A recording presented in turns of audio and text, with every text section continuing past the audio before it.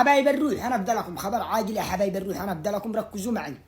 هذه البنت وهذا اخي وعابوا اخ ثاني صمموا اختهم حكموا ما رضاش تتزوج بين العم، صمموا فهمكم صمموا الاخت. فلذلك عندما صمموا بز الطبيب الشرعي حاصل عشان يعني لا يرجع يتهم يقولوا اخت طلع يتهم الاخوان طلع هي واحد ولا شيء. فحصل ما بيش حاجه ولا بحاجه، ما بل السم اللي صمموا حكموا ما رضى الزواج بنت عمه، رفضها بنت العم واخوته صمموا وموتي. البنت عمرها 13 سنه مش انها كبيره. البنت من تعز. حابب اقول لكم يا حبايب الروح يا اصحاب تعز، انا ابدا لكم خرجوا حق البنت، خرجوا حق البنت، ابدي ابدكم كل احنا نتضامن مع البنت. صمموا اخوته اقسم بالله ما راح اعمل والله العظيم بعد الجريمه عشان ما يتهموش فحصوا لي فحص. والام ام البنت مسكينه امهم مريضه وتعبانه يعني حالتهم من يعلم بالله.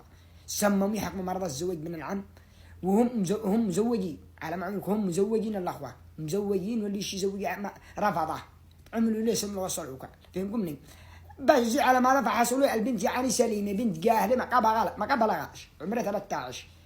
سماني يسمي مخته من يعمل هذه الطريقه. من رسالتي لاصحاب تعز لا تفكوا لهم، افدي ابدكم والله لا تفكوا له، احنا مع هذه البنت كل احنا والله العظيم. واحتبسوا اسبوع وقام خارجي مدري شهر مدري شهرين. على كيف الخرجه هذه؟ على كيف بنت افتحص وما بيش وسليمه؟ على كيف الخرجه؟ الدنيا مش لعبه والله، الدنيا مش لعبه للدرجه هذه. كل احنا مع البنت كل احنا يا حبايب الروح، معي امانه لو ودي هذا الراس والله ما كانت احنا وطن وما كانت احنا كل احنا كل احنا معي نعلن.